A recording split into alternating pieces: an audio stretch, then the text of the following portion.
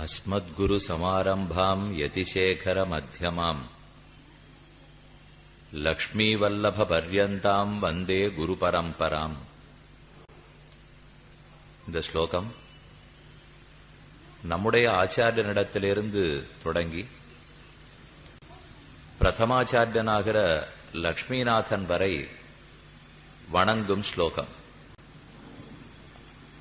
அஸ்மத்குருங்கிறது அவனவனுடைய குருவை குறிக்கும். நம்முடைய ஆச்சாரியனிடத்திலிருந்து தொடங்கி யதிராஜர்னு கொண்டாடப்படுகிற பகவத் ராமானுஜர், அவரை நடுவாக கொண்டதாய் லக்ஷ்மிநாதனாகிற ஸ்ரீமன் நாராயணன், அவனை இறுதியாக கொண்டதாகிற குரு பரம்பரை. இதுல முக்கியமா இப்ப 3 பேரை பார்த்தோம். நம்முடைய பஞ்சசம்ஸ்காரம் பண்ணும் குரு, நமக்கு திருமந்திரத்வயம் சரம ஸ்லோகத்தை உபதேசித்தவர், அவர் நமக்கு முதல் ஆச்சாரியர்.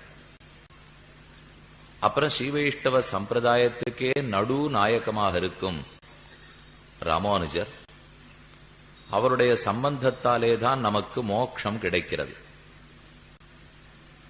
ராமானுஜருக்கு மேலே எத்தனையோ ஆச்சாரியர்கள்.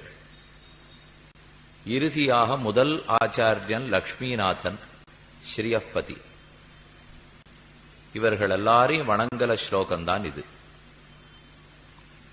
இதிலே ஆழ்வார்களும் ஆச்சாரியர்களும் ஓரொரு ரத்தனமாக விளங்குகிறார்கள்.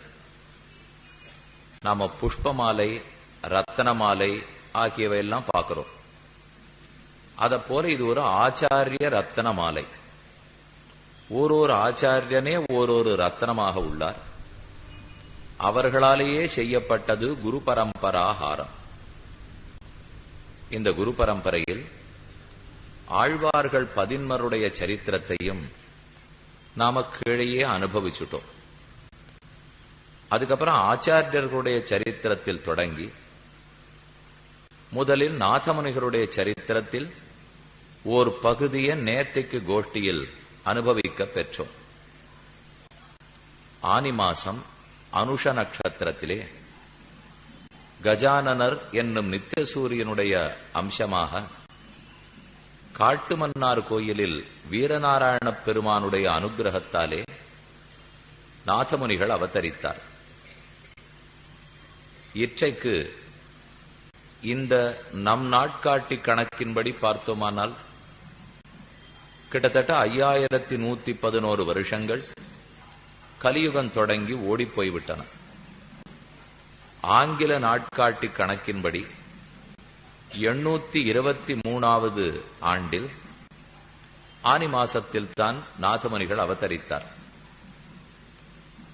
அவர் தன்னுடைய திருத்தகப்பனாரோடே வடக்கே மதுரைக்கு சென்று ஸ்ரீ கோவர்தனபுரம்ங்கிற க்ஷேத்திரத்தில் யமுனைத்துறைவர்னு பெயர் பெற்ற கண்ணனுக்கு கைங்கரியம் பண்ணிட்டு வந்திருக்கார். அப்புறம் வீரநாராயணபுரத்து பெருமாள், நீர் திரும்ப நம்ம ஊருக்கே வந்துவிட வேண்டும், நம்ம கைங்கரியத்தில் இருக்கணும்னு அழைத்து அனுப்பித்தார். எல்லாரும் குடும்பத்தோடே திரும்ப வந்தார்கள். வீரநாராயணபுரத்தில் இருந்து கொண்ட போது மேலக்கோட்டையிலிருந்து சில ஸ்ரீவைஷ்ணவர்கள் எல்லாம் அந்த பெருமாளை சேவிக்கிறதுக்காக வந்தார்கள். திருக்குடந்தை ஆராவுதனை பத்தி நம்மாழ்வார் திருவாய்மொழியில் 10 பாசுரங்கள் பாடியிருந்தார். 4000 திவ்ய பிரபந்தமே விளக்கு ஒளி இழந்து போய் உலகத்தில் நடையாடாத காலம். ஆழ்வார்களெல்லாம் ஸ்ரீவைகுண்டத்துக்கு புறப்பட்டு போயிட்டு கிட்டத்தட்ட 3500 வருஷங்கள் முடிந்தன. திவ்ய பிரபந்தத்தில் ஓர் இருண்ட காலம் என்றே கூறலாம். அப்பதான் ஒளி விளக்க போலே பிரகாசமா நாதமுனிகள் அவதரித்தார். அந்த சுவாமி திருமுன்பே வீரநாராயண பெருமாளுக்கு முன்பே ஆறாவமுதே அடியேனுடலம்னு தொடங்குகிற 10 பாசுரங்கள் நம்மாழ்வார் 6வது ஆழ்வானுக்காகவே சமர்ப்பித்த பாசுரங்கள். அந்த 10-11 பாசுரங்களையும் ஸ்ரீவைஷ்ணவர்கள் விண்ணப்பம் செய்தார்கள். அதை கேட்ட நாதமுனிகளுக்கு தான் சம்ஸ்கிருத வேதாந்தத்துல என்னென்னலாம் கத்துட்டு இருக்கமோ அது அத்தனையினுடைய சாரமும் இந்த பாசுரத்தில் இருக்கே என்ன ஆனந்தப்பட்டார். சாரமா மட்டும் இல்லாமல் சம்ஸ்கிருத வேதாந்தத்துல என்னெல்லாம் சந்தேகம் வருமோ அந்த சந்தேகங்கள் அனைத்துக்கும் இதுல பதில் இருக்கே என்னும் திருப்தி அடைந்தார். இந்த ஒரு 10 பாசுரங்களுக்கே இத்தனை பெருமை இருக்குமானால் 1000க்கும் எத்தனை ஏற்றம் இருக்கும். பாசுரத்தில் 1010 வந்ததே, அதனால மீதம் இருக்கிற 1000 உங்ககிட்ட இருக்கா என்று கேட்டார். அவை நம்மிடத்தில் இல்லை. ஆனால் இது பாடிய நம்மாழ்வாரை பத்தி ஆச்சாரிய வர்யரான மதுர கவிகள் கண்ணுநெஞ்சிறுத்தாம்புன்னு 11 பாசுரங்கள் பாடியிருக்கார். அந்த 11ஐயும் உமக்கு கொடுக்கிறோம். அதனால அதை பெறுவதற்குத்தான் ஆழ்வார் திருநகரிக்கே நாதமுனிகள் எழுந்துருளினார். ஏன்னா இந்த சுவாமிகளிடத்துல 1000 இருக்கான்னு கேட்டு பார்த்தார். அவர்கள் இல்லேன்னு விட்டார். அப்புறம் எங்க கிடைக்கும்னு தேட குருகூர் சடகோபன்கிற பேர் வந்தது. சரி, திருக்குருகூர் ஆழ்வார் திருநகரிக்கே போடுவோம் அப்படின்னு நாதமுனிகள் அந்த ஊருக்கு எழுந்துருளினார். அங்கேதான் பராங்குஷதாசர் என்று மதுரகவி ஆழ்வாருடைய சிஷ்யர் நெடுங்காலமா யோகத்தில் இருந்தபடியால் நீண்ட ஆயுள் பெற்றவர். மதுரகவி ஆழ்வார் காலத்திலும் இருந்திருக்கிறார், நாதமுனிகளுடைய காலத்திலும் இருந்திருக்கிறார்னால் அப்ப எவ்வளவு ஆயுசோட அந்த சுவாமி எழுந்துரோடி இருந்திருக்கணும். இப்பதானே விண்ணப்பிச்சேன். கிட்டத்தட்ட 3500 வருஷங்கள் முடிஞ்சு படுத்துனுட்டு இன்னொரு 500 வருஷத்தை நீங்க சேர்த்துக்கலாம். ஏன்னா கலியுகத்தினுடைய தொடக்கத்துல நம்மாழ்வார் அவதாரம், அதற்கு பிற்பாடு கிட்டத்தட்ட 400-450 வருஷங்கள் தான் திருமங்கையாழ்வார் அவதரிச்சிருக்கார். நம்மாழ்வாரோட கூட வாழ்ந்துருந்தவர் மதுரகவி ஆழ்வார். அப்ப அவருடைய சிஷ்யரா இருந்திருக்கணும்னால் அந்த 450 வருஷமும் சேர்த்து இருந்திருக்கணும் இல்லையோ. ஏன்னா இத்தனை நாழி கணக்கு சுழந்தது திருமங்கையாழ்வார் புறப்பட்டு போனதிலிருந்து நாதமுனிகள் காலம் வரை. திருமங்கையாழ்வாருக்கும் மதுரகவி ஆழ்வாருக்குமே பல நூற்றாண்டுகள் வித்தியாசம் இருக்கே. அத்தனை 1000 ஆண்டுகள் பராங்குஷதாசர் திருக்குருகூர் ஆழ்வார் திருநகர்லேயே இருந்துட்டு வந்தார். அவரைத்தான் போய் நாதமுனிகள் தண்டம் சமர்ப்பித்தார். உமக்காவது 1000 பாசுரங்கள் தெரியுமா என்று கேட்டார். நாமும் அறியோம், ஆனா கண்ணுநெஞ்சிறுத்தாம்பு தெரியும். இதை யார் நியமத்தோடே நிஷ்டையோடே திருப்புளிய மரத்தடியிலே அமர்ந்து 12,000 தடவை உரு சொன்னால் நம்மாழ்வார் அவர்களுக்கு பிரசன்னம் ஆவார். அவர்களுக்கு பிரத்யக்ஷமா சேவை சாதிச்சு கேட்டதையெல்லாம் கொடுப்பார் என்று கூறினார். நாதமுனிகள் உடனே அதன்படி நடந்தார். நம்மாழ்வாரும் எழுந்தருளி உமக்கு என்ன வேணும்னு கேட்க 1000 தந்துருள வேணும்னு பிரார்த்தித்தார். 1000 கோடி இல்லை, 1000 லட்சம் இல்லை, மணிமணியான ரத்தனமான 1102 பாசுரங்கள், எல்லா பாசுரங்களையும் பெற்று நூட்டார். இவர் கேட்டது 1000 தான். ஆனா நம்மாழ்வார் மீதமுள்ள 3 திவ்ய பிரபந்தங்களையும் கொடுத்தார். தன்னுடைய பிரபந்தங்களோடு நில்லாமல் ஏனைய 9 ஆழ்வார்களுடைய திவ்ய பிரபந்தத்தையும் கொடுத்தார். அதோடு நின்னுடலே நாம பிரமாணத்தை கொடுத்துட்டோம்.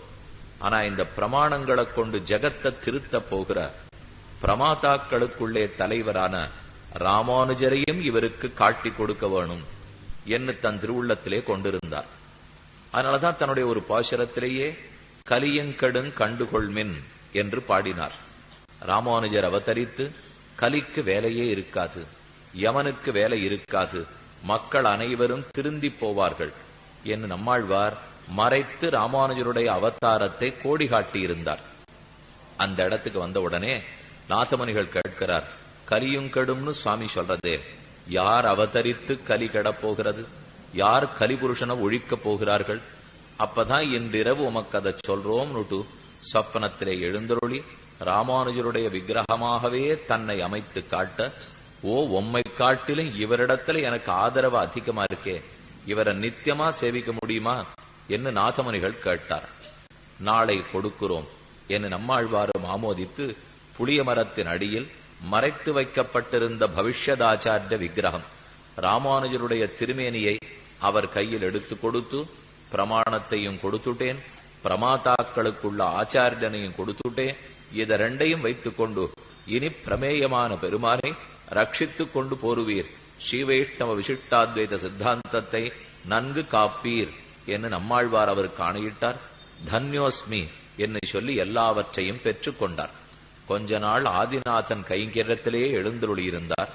ஒன்னும் தேவும் உலகுமுயிரும் மற்றும் யாதுமில்லாவன்னு நான்முகன் தன்னொடு தேவரலகோடு உயிர் படைத்தான். குன்னம் போல் மணிமாட நீடு திருக்குருகூர் அதனுள் நின்ன ஆதிப்பிரான் நிற்க மத்த தெய்வம் நாடுதிரே. நம்மாழ்வாருடைய 4ஆம் பத்தில் கடைசி திருவாய்மொழியில் முதல் பாசனம். திருக்குருகூர் ஆதிநாதன் மூலமூர்த்தி பெருமாள், பொலிந்தன பிரான் உற்சவமூர்த்தி. நேத்திக்கு ஒரு விஷயம் விண்ணப்பம் பண்ணியிருந்தேன். ஆழ்வார்களுடைய பாசுரங்கள் எல்லாம் மூலவருக்குத்தான் இருக்கும். ஆனா இந்த ஒரு திவதேசம் விதிவிலக்கு. ஆழ்வார் மூலவரையும் பாடியிருக்கார், உற்சவரையும் பாடியிருக்கார். சொந்த ஊரோ இல்லையோ, ஊர் பற்றி யார விட்டது, மத்த எல்லா ஊரை பத்தியும் மூலவரை மட்டும் பாடிட்டார். ஆனா தம் ஊர் வந்து சொல்லு நின்ன ஆதிப்பிரான் நிற்க மத்த தெய்வம் நாடுதிரேன்னு ஒரு பாசுரம். அடுத்தது மலிந்து சென்னல் கவரி வீசும் திருக்குருகூர் அதனுள் பொலிந்த நின்ன பிரான் கண்டீர் ஒன்னும் பொய்யில்லை போற்றுமினே. நான் சொல்ற ஒரு சொல்லு கூட பொய் கிடையாது. பொலிந்த நின்ன பிரான செவியுங்கோள், அவன் சகல துக்கங்களையும் போக்குவான், அவனே முழுமுதற் கடவுள் என்று பொலிந்த நின்ன பிரான் உற்சவமூர்த்தியும் பாடுட்டார். அந்த திவ்யதேசத்துல நம்மாழ்வாருக்கு அவ்வளவு பற்றிருக்கேன். அவருடைய சிஷ்யர் நாதமுனிகளுக்கு இருக்காதா? கொஞ்ச நாள் ஆழ்வார் தன்னகர்லேயே இருந்தார். உண்டோ வைகாசி விசாகத்து கொப்பொரு நாள், உண்டோ சடகோபர் கொப்பொருவர், உண்டோ திருவாய்மொழி கொப்பு தென் குருகை குண்டோ ஒரு பாரதனில் ஒக்குமோர். நம்மாழ்வாருக்கு சமமான ஆழ்வாரோ, திருவாய்மொழிக்கு சமமான திவ்ய பிரபந்தமோ, வைகாசி விசாகத்துக்கு சமமான திருநக்ஷத்திரமோ, திருக்குருகூருக்கு சமமான திவ்ய கஷேத்திரமோ மேலும் பிறப்பதில்லை, இதுவரை பிறந்ததும் கிடையாது என்கிற பாசுரத்துக்கு தக்கு அங்கே இருந்திருந்தார். மறுபடியும் வீரநாராயண பெருமாள் அழைப்பு விடுத்தார். நீர் வடமதுரைக்கு சென்றீர், கண்ணனை தொழுதீர், திரும்ப கூப்பிட்டுனுட்டோம். இப்ப தெற்கு பக்கத்துல திருக்குருகூருக்கு போயிருக்கீர், அங்கோ கிருஷ்ணானுபவம், இங்கோ கிருஷ்ண திருஷ்ணானுபவம். நம்மாழ்வாருக்கு கிருஷ்ண திருஷ்ணா தத்துவம்னு திருநாமம். கிருஷ்ண திருஷ்ணானா கண்ணன் காதல், கண்ணன் பக்தி. இவருக்கு நாதமுனிகளுக்கு ஒரு பக்கத்துல கண்ணனிடத்துல காதல்னா வடமதுரைக்கு போயிடுறார், இல்ல கிருஷ்ண பக்தனிடத்துல காதல்னா தெற்கு கோடியில திருக்குருகூர் ஆழ்வார சேவிக்கு வந்துடுறார். நீர் திரும்ப வர வேணும்னு ஆணையிட புரிந்த நின்னுபிரானிடத்திலே விடை பெற்றுக் கொண்டு நாதமுனிகள் வீரநாராயணபுரத்தேர வந்தார். இந்த சரித்திரம் வரைக்கும் நேற்றுக்கு நாம விளக்கமா பார்த்துட்டோம். வந்த பிற்பாடு தன்னுடைய மருமக்கள் இருவர், மேலையகத்தாழ்வார் கிளையகத்தாழ்வார்னு அவர்களுக்கு திருநாமம். ஒரு சுவாமிக்கு வரதாச்சாரியர்னு திருநாமம், மற்றொருத்தருக்கு கிருஷ்ணமாச்சாரியர்னு திருநாமம். அவ 2 பேரையும் கூட சேர்த்துனுட்டு அவர்கள் இசையில் வல்லுனர்கள், நன்னா கானம் தெரிஞ்சவா. அவர்களை கொண்டுதான் திவ்ய பிரபந்தத்தை பிரிக்கிறார்.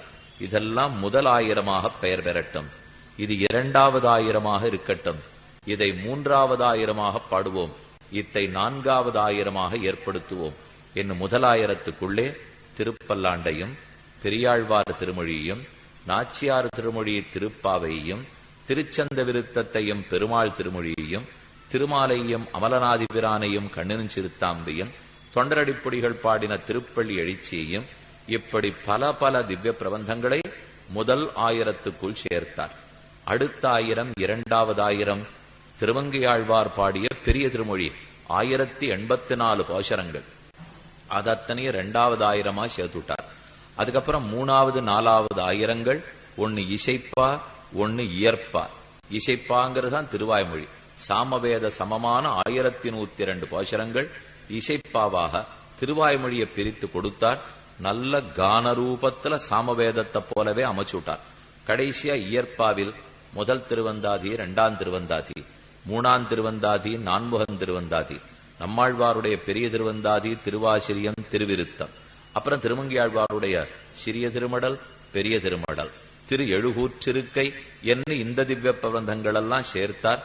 இப்படி முதல் ஆழ்வார் பாசுரத்திலிருந்து கடைசி ஆழ்வார் பாசுரம் வரை முதல் 1000, 2வது 1000, 3வது 1000, 4வது 1000 இது இசைப்பா, இது இயற்பா என்று நன்கு பிரித்து பகுத்து கொடுத்தார். எப்படி சம்ஸ்கிருத வேதாந்தத்தை, வேதத்தையும் உபனிஷத்துக்களையும் வேதவியாசர் பிரித்தாரோ அதே போல தமிழ் வேதத்தை ஸ்ரீமன் நாதமுனிகள் பிரித்தார். ரொம்ப உயர்ந்த கைங்கரியம். அது வரைக்கும் நேற்றுக்கு நாம பார்த்துட்டோம். பவிஷ்யதாச்சாரிய விக்கிரகத்தை பெற்றார். அதை தன் சிஷ்யரான உய்யக்கொண்டாருக்கு கொடுக்க போகிறார். பவிஷ்யதாச்சாரிய விக்கிரகம்ங்கிறது ராமானுஜ விக்கிரகம். ஏன்னா இனிமேல் வருங்காலத்து ஆச்சாரியன் அர்த்தம். பவிஷ்யதாச்சாரியனால் வருங்காலத்துக்கு ஆச்சாரியன். தன் சிஷ்யர் உய்யக்கொண்டார் இடத்துல கொடுத்துட்டார். உய்யக்கொண்டார் மணக்கால் நம்பிகள் இடத்துல கொடுத்தார். மணக்கால் நம்பிகள் ஆளவந்தார் இடத்துல சமர்ப்பிக்கிறார். அது அப்படியே பரம்பரையா குரு பரம்பரையில் அடுத்தடுத்து வந்து கொண்டிருந்தது. இப்ப நாதமுனிகள் அவருடைய திருப்பேரனார் ஆளவந்தார சந்தித்தாரா, அவருக்கு உபதேசித்தாரா அப்படின்னு பார்க்கலாம்னு சொல்லிட்டு நேத்திக்கு நாம விட்டிருந்தோம். தாத்தாவுக்கு பேரனை சந்திக்க கூடிய வாய்ப்பு கிட்டவில்லை. திருப்பாட்டனார் திருப்பேரனார். பேரனார் தான் நாதமுனிகள். அவருடைய காலத்துக்கு பிற்பாடுதான் பேரக்குழந்தை பிறக்கிறது. அந்த பேரக்குழந்தைக்கு எல்லா அர்த்தத்தையும் கொடுக்கணும்னுட்டு தன் சிஷ்யர் உய்யக்கொண்டாருக்கு உபதேசம் பண்ணிட்டு நாதமுனிகள் திருநாட்டை அலங்கரித்தார். உய்யக்கொண்டார் காலத்திலையும் ஆளவந்தாருக்கு வயசு வரலே. அதனால தன் சிஷ்யர் மணக்கால் நம்பிகளிடத்துல கொடுத்துட்டு அவர் புறப்பு போயிட்டார். மணக்கால் நம்பிகள் தான் யாமுனாச்சாரியரை சந்தித்தார். யாமுனாச்சாரியர் தான் நாதமுனிகளுக்கு திருப்பேரன். ரெண்டு பேரை பத்தி சேர்த்து நாம பார்க்க போறோம். நாதமுனிகளுடைய உபதேசம் யாது, அவருடைய திருப்பேரனாரான யாமுனாச்சாரியர் உபதேசம் யாது. நாத யாமுன மத்தியமாம்னு சொல்லிருக்கோம். ஆனா இவ ரெண்டு பேருக்கும் மத்தியமத்துல இன்னும் ரெண்டு பேர் இருக்கா. மொத்த குரு பரம்பரையில் பார்த்தால் நாதமுனிகளும் ஆளவந்தாரும் நடுவுல இருப்பா. ஆனா நாதமுனிகளுக்கு ஆளவந்தாருக்கு நடுவுல ரெண்டு பேர் இருக்காளோ இல்லையோ, உய்யக்கொண்டாரும் மணக்கால் நம்பிகளும். அவர்களுடைய சரித்திரம் என்னன்னு பார்ப்போம். அப்புறம் மணக்கால் நம்பிகள் எப்படி யாமுனாச்சாரியரை திருத்தினார், இந்த சம்பிரதாயத்துக்காக எப்படி அவர் ஆக்கினார்ங்கிறதையும் பார்ப்போம். இது கூடவே இன்னும் ரெண்டு மகாச்சாரியர்களை பத்தி தெரிஞ்சுக்கணும். ஒருத்தர் நாதமுனிகளுடைய சிஷ்யர் திருக்கண்ணமங்கை ஆண்டான். திருக்கண்ணமங்கை பத்தராவி பெருமானுடைய ஆஸ்தானத்தில் எழுந்தருளி இருந்தார். மற்றொருத்தர் குருகைக்காவல் அப்பன். காவிரி பூம்பட்டினம் பூம்புகார்லாம் சொல்றமே, பக்கத்துல இருக்கிற குருகைக்காவலப்பனுடைய ஆஸ்தானம். அந்த சுவாமியின் நாதமுனிகளுடைய சிஷ்யர். இன்னும் கேட்டா குருகைக்காவலப்பன் அதே நம்மாழ்வாருடைய திருக்குருகூர் பாண்ட தேசத்து திருக்குருகூரிலே தை மாசம் விசாக நட்சத்திரத்திலே திருவவதாரம் செய்தவர். அந்த சுவாமி இப்ப ஒருத்தரை பத்தி விண்ணப்பம் பண்ணேனோ இல்லையோ, மேலையகத்தாழ்வார் கிழையகத்தாழ்வார்னுட்டு, அதுல வரதாச்சாரியர்னு ஒரு சுவாமிக்கு திருநாமம். வரதாச்சாரியருடைய திருக்குமாரர், அவருடைய திருக்குமாரர், அவருடைய திருக்குமாரர் அப்படின்னா ஒரு வரதாச்சாரிய சுவாமியினுடைய பிரபௌத்திரன். பௌத்திரன்னு சொன்னா பேரன். பிள்ளைக்கு பேரனோ பேரனுக்கு பிள்ளையோ பிறந்தா பிரபௌத்திரன்னு பேர். என வரதாச்சாரிய சுவாமிக்கு நிர்மலதாசர்ங்கிற குமாரர் அவதரித்தார். நிர்மலதாசருக்கு வராகாச்சாரியர்ங்கிற குமாரர் அவதரித்தார். அந்த வராகாச்சாரியருடைய திருக்குமாரர் தான் குருகைக்காவல் அப்பன். அந்த சுவாமி ரொம்ப ஆச்சரியமா 151 திருநக்ஷத்திரங்கள் இந்த பூலோகத்துல எழுந்துருளி இருந்திருக்கார். குருகைக்காவலப்பனை பத்தியும் விண்ணப்பம் பண்றேன், திருக்கண்ணமங்கை ஆண்டான பத்தியும் விண்ணப்பம் பண்றேன். இவா ரெண்டு பேரும் நாதமுனிகள் காலத்துல இருந்து கேட்டுண்டவா. அதே போல உய்யக்கொண்டார் வைபவம், மணக்கால் நம்பி வைபவம், அதுல இருந்துதான் யாமுனாச்சாரிய நாம போய் அடையணும். இன்னைக்கு அவகாசத்துக்கு தக்கா போலே எவ்வளவு அனுபவிக்க முடியுமோ அதுவரை பார்ப்போம். நேத்திக்கு நாதமுனிகளுடைய சரித்திரத்தை ஒரு இடத்துல விட்டுருக்க முடியும். மேலேகத்தாழ்வார் கிழையகத்தாழ்வாரை கொண்டு அவர் பாசரங்களை இசை கூட்டி பண்ண ஆரம்பிச்சுட்டார். நாதமுனிகள் சாதிப்பரா, ஒரு ஒரு குதிரை இருக்கு, மான் இருக்குன்னு வச்சுங்க. அதனுடைய குழம்புல நீர் தேங்குமானால் எத்தனை பேர் தண்ணீர் குடிக்க முடியும்? குளத்துல படிக்கட்டு கட்டி வச்சிருக்கா, கீழே குளம் இருக்கு, குளம் முழுக்க ஜலம் தேங்கி தின்னால் 100கணக்கானோர் தண்ணீர் குடிக்கலாம். ஆனா குளத்தோட படிக்கட்டு இருக்கே, அதுல சற்றே பாறாங்கல்ல அப்படி கருங்கல் இருக்குமோ இல்லையோ, அதுல நடுவுல ஓட்டை இருந்தாலும் ஜலம் தேங்குமோ இல்லையோ. படிக்கட்டுல கூட ஜலம் தேங்கி இருக்கும், குளத்திலையும் நிறைய ஜலம் தேங்கி இருக்கு. ஒரு குளப்படியிலே தண்ணீர் தேங்குமானால் குருவி குடித்து போம். அங்க இருக்கிற பறவைகள் மட்டும்தான் அதுல தண்ணீர் குடிக்க முடியும். ஆனா குளத்துல ஜலம் தேங்கி விடுத்துனால் ஆயிரக்கணக்கானோர் சாப்பிட்டுட்டு போகலாம். அதே போல ஒரு குதிரையனுடைய குழம்பு அழுத்தி ஓடுறது, குழம்பு இருக்கிற இடத்துல துவாரம் இருக்கும், அதுல கூட மழை தண்ணீர் தேங்கும். அந்த மழை தண்ணீரை யார் குடிக்க முடியும்? காக்கா சாப்பிடலாம், குருவி சாப்பிடலாம், அவ்வளவுதான் முடியும். மனிதர்களால அந்த தண்ணீர் குடிச்சுடுறதுக்கு முடியாது. அதைத்தான் நாதமுனிகள் சொல்லுவாராம், நம்மிடத்திலையும் பகவானுடைய கருணை தேங்கி இருக்கு, ராமானுஜரிடத்திலையும் பெருமானுடைய கருணை தேங்கி இருக்கு. எங்களாட்ட இருக்கிற ஆச்சாரியர்களிடத்துல தேங்கி தின்னால் அது குருவிகள் குடிக்கிறா போலே சின்ன அளவுல தண்ணீர் தேங்கி இருக்குன்னு அர்த்தம். ஆனா ராமானுஷர் என்னும் ஏரியில் தண்ணீர் தேங்கி இருந்தால் அது உலகத்துக்கே வாழ்வளிக்குமா போலே 74 சிம்ஹாசனாதிபதிகள் மூலமாக இன்றளவுக்கும் அனைவருக்கும் பகவத் பக்தி கிடைச்சுடுத்தொல்லையோ. அதனாலே எங்களிடத்துல தேங்கிறதை விட ராமானுஷர் என்னும் ஏரியில் தேங்குவதில் எத்தனையோ மகாத்மியம் உண்டு. என்ன அந்த சுவாமி சாதிப்பர், அப்ப குளப்படியிலே தேங்கினால் குருவி குடித்து போம், வீராணத்தேரியிலே தேங்கினால் மக்கள் அனைவருக்கும் நன்மை ஏற்பட்டுவிடும் என்று சாதிப்பாராம். ரொம்ப ஆச்சரியமான சரித்திரம். பெரிய முதலியார்னு நாதமணிகளுக்கு ஒரு விசேஷ திருநாமம் உண்டு. நம்முடைய சம்பிரதாயத்தில் இன்னாருக்கு சில விசேஷ பெயர்கள் உண்டு. பள்ளிக்கூட பிள்ளைகள்லாம் ரொம்ப வேண்டிய செல்ல பெயரா வச்சு கூப்பிட்டுக்கிறாளோ இல்லையோ, ஆனா செல்ல பெயர் வச்சு கூப்பிடுறேன்னு பேரையே சதைச்சுடக்கூடாது. பேர் என்ன வைக்கப்பட்டிருக்கோ அந்த பேரை கூப்பிடலாம். சரி இருக்கட்டும். ஒருத்தருக்கு லட்சுமி நரசிம்மன் அப்படின்னு பெரிய பேர் வச்சிருக்கா, அவர்கள் வீட்டுக்குள்ளேயே தானே குறுகின பேரா சடகோபன், ராமன், கண்ணன் எப்படி வேணா கூப்பிட்டுக்கலாம். அதை பத்தி கூப்பிடுறது இப்ப தப்பில்லை. ஆனா ரொம்ப அழகான பேரை வச்சுட்டு பேரை சதைச்சு கூப்பிடக்கூடாது இல்லையோ. இந்த சுவாமிக்கு நல்ல திருநாமம் பெரிய முதலியார். சம்பிரதாயத்துல முதலிகள்னா ஆச்சாரியர்கள்னு அர்த்தம். அதே போல ராமாயண காலத்தில் வானர முதலிகள்னு எழுதுவா.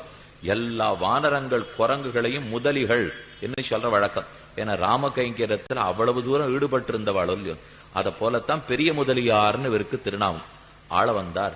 இந்த பாசுரத்துக்கு அர்த்தம் சொல்லச்சே பெரிய முதலியாரான நாதமுனிகளிடத்தில் இருக்கிற விருப்பத்தாலே இந்த திவ்யதேசத்துக்கு ஒரு பாசுரம் இல்லாம போயிருந்தாலும் இந்த திவ்யதேசத்துக்கு அந்த பாட்டு இருக்கட்டும் என்று சொல்லுவாராம். எந்த பாசுரம்னு சொல்றேன். நாம் அறிந்திருக்கிறது 108 திவ்யதேசங்கள். அதுக்குள்ள நமக்கு ரொம்ப பிடிச்ச சில திவ்யதேசங்களுக்கெல்லாம் பாட்டு இருக்காது. நம்ம ரொம்ப வருத்தப்பட்டே இருப்போம்.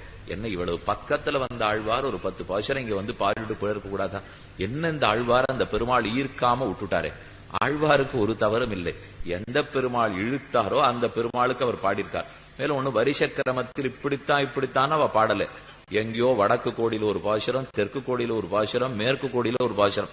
திருமங்கி ஆழ்வார் ஆவது போற பிரயாண கதி என்னவோ அப்படித்தான் பாசுரம் பாடுவார். ஏன்னா அவர் மொத்த ஊருக்கும் போய் பாடினவர். எங்கோ வடதிசையிலிருந்து ஆரம்பித்தார். திருப்பிரிதியில் ஆரம்பித்து பதரிகாசிரமம் பாடி அது முக்திநாத்னு சாலகிராமம் சொல்றமே, சாலகிராம தேசத்தை பாடி நைமிஷாரண்யத்தை பாடி வரிசையா வந்துட்டார். ஆனா நம்மாழ்வாருக்கு இந்த நியமம் கிரமமே கிடையாது. தெற்கு கோடியில தம் ஊர 10 பாட்டு பாடுவார், வடமுதரைக்கு 10 பாட்டு பாடுவார், மேல நாட்டுக்கு போய் கேரள தேசத்துல சேர தேசத்துக்கு 10 பாடுவார். சேர நாட்டை பாடிண்டே இருக்காரேன்னு நினைப்போம். சட்டென்று திருக்குடந்த 6ஆவதனை பாடிட்டு இருக்கிறவர் வானமாமலைக்கு போடுவார், வானமாமலைக்கு பாடிட்டு இருக்கிறவர் திருவல்லவாளுக்கு போடுவார், திருவல்லவாளுக்கு பாடிட்டு இருக்கிறவர் ஸ்ரீரங்கத்துக்கே வந்துருவார், திருவேங்கடத்துக்கே போவார். இப்படி மாத்தி மாத்தி பாடுறது நம்மாழ்வார். அப்ப ஒரு கிரமத்தோடு ஆழ்வார்கள் பாடினார்களானால் திருமங்கை ஆழ்வார் அப்படி பாடி இருக்கிறார். ஆக விட்ட இடத்துக்கு வருவோம். இது ஒரு அழகான பாசுரம். திருமங்கை ஆழ்வாருடைய திருநெடுந்தாண்டக பாசுரம். உலகமேத்தும் தென்னானாய் வடவானாய் குடபாலானாய் குணபால மதையானாய் என்னானாய் என்னலல்லால் என்னறிவேன் ஏழையேனேன்னு திருநெடுந்தாண்டக பாசுரம். 4 யானையை பத்தி பாடிட்டு இருக்கார்.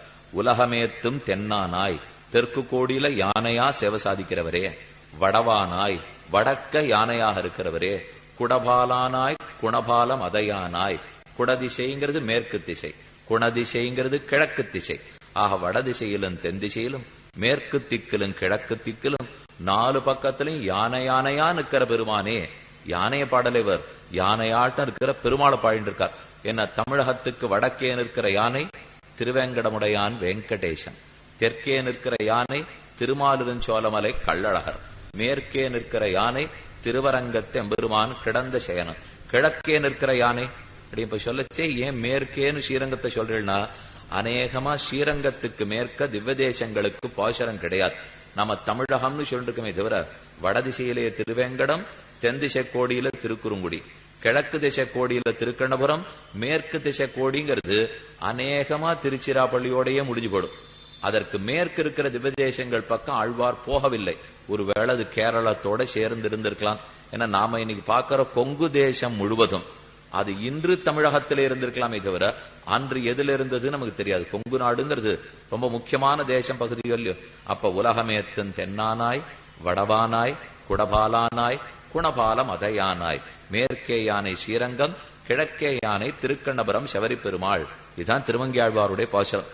ஆனா இந்த பாசுரத்துக்கு அர்த்தம் சொல்லிட்டு வரச்சே ஆள வந்தார் தன்னுடைய திரு தாத்தா பாட்டனாரிடத்தில் இருந்த ஆசையாலே தென்னானாய் வடவானாய் குடபாலானாய் எல்லாத்தையும் திருமங்கியாழ்வார் நன்னாத்தான் பாடியிருக்கார். அதென்ன நாம அவதரித்த ஊர் நம்ம பாட்டனாராலே பெயர் பெற்ற காட்டு மன்னார்குடிய பாடாது போயிட்டாரே. அவர்கள் இல்லாட்டா இந்த திவ்யதேசம் இருக்குமா? அந்த திவ்யதேசம் இல்லாட்டா ஆச்சாரியர்கள் உண்டா? ஸ்ரீவைஷ்ணவ சம்பிரதாயம் உண்டா? அதற்காக குணபாலானாயின்னு வரும்போது திருக்கண்ணபுரம் சபரி பெருமாளுக்கு எல்லாரும் நிறைய ஆழ்வார்கள் ஏற்கனவே பாடிவிட்டார். இப்ப இந்த ஒரு பாசுரத்தையும் கொண்டு போய் அந்த பெருமாள்கிட்ட ஒண்ணு சமர்ப்பிக்க வேண்டாம். ஏற்கனவே பணக்காரரா இருந்தா இருக்கிற பணம் போரும் இல்லையோ, அதுக்கு மேல இப்ப பணத்தை சேர்க்க வேண்டாமே. திருக்கண்ணபுரத்தை பத்தி நம்மாழ்வார் பாடியிருக்கார், திருமங்கி ஆழ்வார் 100 பாசுரங்கள் பாடியிருக்கார், குலசேகர ஆழ்வார் பாடிவிட்டார், பெரியாழ்வார் பாடிவிட்டார், ஆண்டாள் பாடிவிட்டார். இத்தனை பேர் பாசுரம் இருக்கு. இதுக்கு மேல இன்னும் புதுசா ஒரு பாசுரம் வேண்டுமா?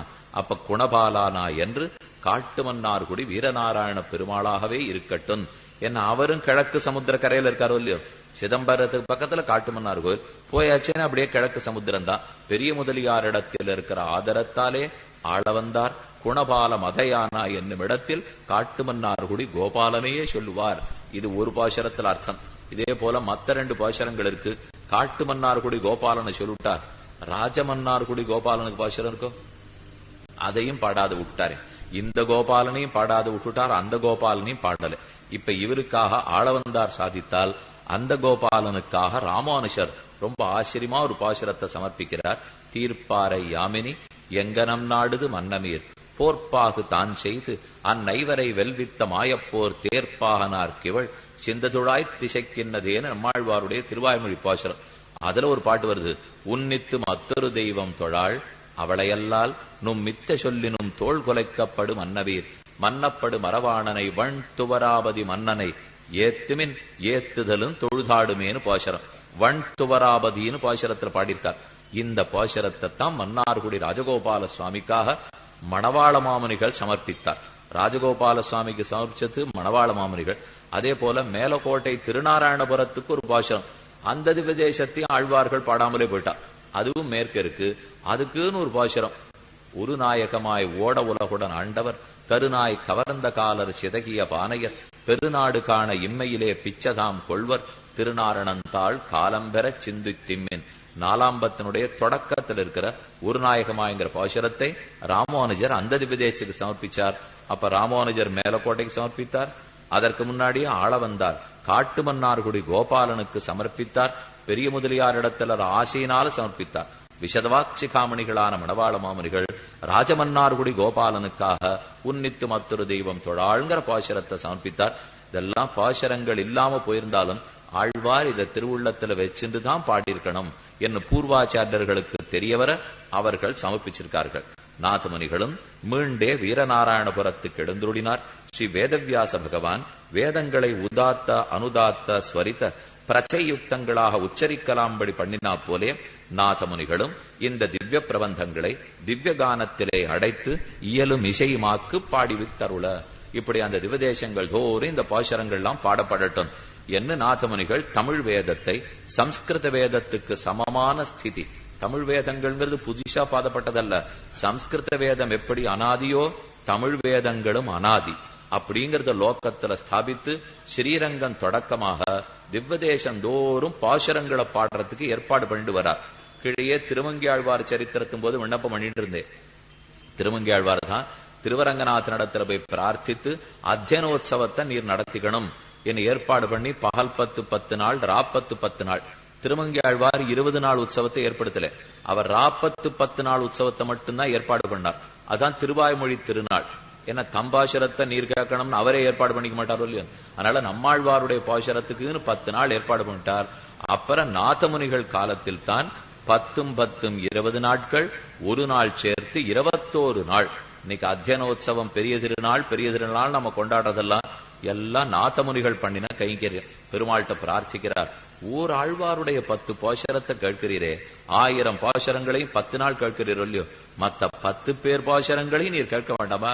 நம்பெருமாள் உடனே இசைந்தான். வேண்டிய மண்டப பிராகாரங்களை ஏற்படுத்தி பகல் 10 நாள் முதல் 1000ஐயும் 2வது 1000ஐயும் கேட்போம். இராப்பத்து 10 நாள், முதல் 10 நாள் நம்மாழ்வாருடைய திருவாய்மொழியை கேட்போம். இராப்பத்து கழிந்து இயற்பாய் 21வது நாள் அன்னைக்கு 1000 பாசுரங்கள் இயற்பா முழுக்க கேட்போம். நாதமுனிகளே நீர் கேட்பதற்கு நாம் கொடுக்கும் பரிசு என்று பெரிய பெருமாள் இணங்க அன்னிலேருந்து இன்னி வரைக்கும் நாதமுனிகளுடைய திருவம்சத்திலே அவதரித்தவர்கள் தான் அரையர் சுவாமிகள்.